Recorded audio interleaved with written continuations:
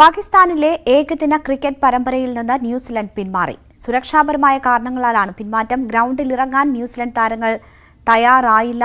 VS. Krishnaraj വിവരങ്ങളുമായി ചേരുന്നു. കൃഷ്ണരാജ്, എന്താണ് സംഭവിച്ചത്? എന്ത് സുരക്ഷാ വീഴ്ചയാണ് ഉണ്ടായത്?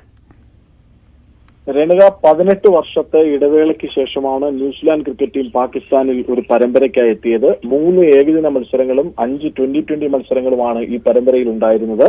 അതിൽ ആദ്യത്തെ ഏകദിന മത്സരം തുടങ്ങുന്നതിന് മിനിറ്റുകൾക്ക് മുൻപാണ് ന്യൂസിലാൻഡ് ക്രിക്കറ്റ് ടീം ഞങ്ങൾ ഈ പരമ്പരയിൽ നിന്ന് പിന്മാറുന്നു എന്ന് പാകിസ്ഥാൻ ക്രിക്കറ്റ് ബോർഡിനെ അറിയിച്ചത്. അത് സുരക്ഷാ കാരണങ്ങളാലാണ്. ന്യൂസിലാൻഡ് ക്രിക്കറ്റ് ബോർഡിന്റെ സുരക്ഷാ ഉപദേശകരുടെ നിർദ്ദേശപ്രകാരമായിരുന്നു പിന്മാറ്റം. സുരക്ഷാ പ്രശ്നങ്ങൾ വലിയ തോതിലുണ്ട്. ഞങ്ങൾ പാകിസ്ഥാന്റെ പ്രശ്നം മനസ്സിലാക്കുന്നു. പാകിസ്ഥാൻ നൽകിയ ആതിഥേയത്വം അംഗീകരിക്കുന്നു. പക്ഷേ വലിയ സുരക്ഷാ പ്രശ്നങ്ങളുണ്ട്. ഓരോ താരത്തിന്റെയും സുരക്ഷയാണ് ഞങ്ങൾക്ക് പ്രധാനം. അതുകൊണ്ട് ഞങ്ങൾ പിന്മാറുന്നു എന്നാണ് പറഞ്ഞത്. 2003 ഏറ്റവും ഒടുവിൽ ന്യൂസിലാൻഡ് പാകിസ്ഥാനിൽ പരമ്പര കളിച്ചത്.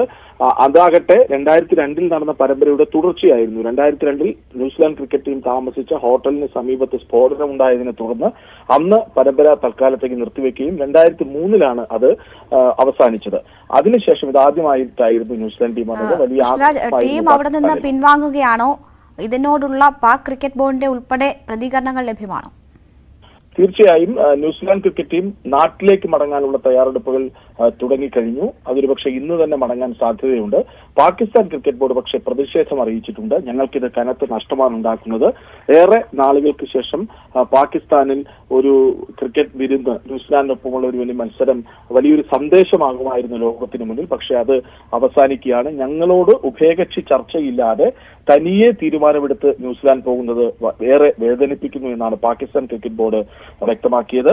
എന്നാൽ ന്യൂസിലാൻഡ് ക്രിക്കറ്റ് ബോർഡ് പറയുന്നത് ഓരോ താരത്തിന്റെയും സുരക്ഷ തന്നെയാണ് പ്രധാനം. അത് ഞങ്ങളുടെ സുരക്ഷാ അഡ്വൈസേഴ്സ്, ന്യൂസിലാൻഡ് ക്രിക്കറ്റ് ബോർഡിന്റെ സുരക്ഷാ വിദഗ്ധർ, ഉപദേശകർ നൽകിയ തീരുമാനപ്രകാരമാണ്.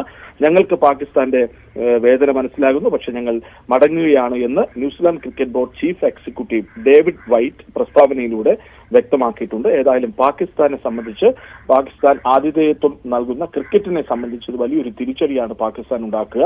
അതിൽ പാകിസ്ഥാൻ ക്രിക്കറ്റ് ബോർഡ് നിരാശയുമാണ്. വി.എസ്. കൃഷ്ണരാജാണ് വിവരങ്ങൾ നൽകിയത്.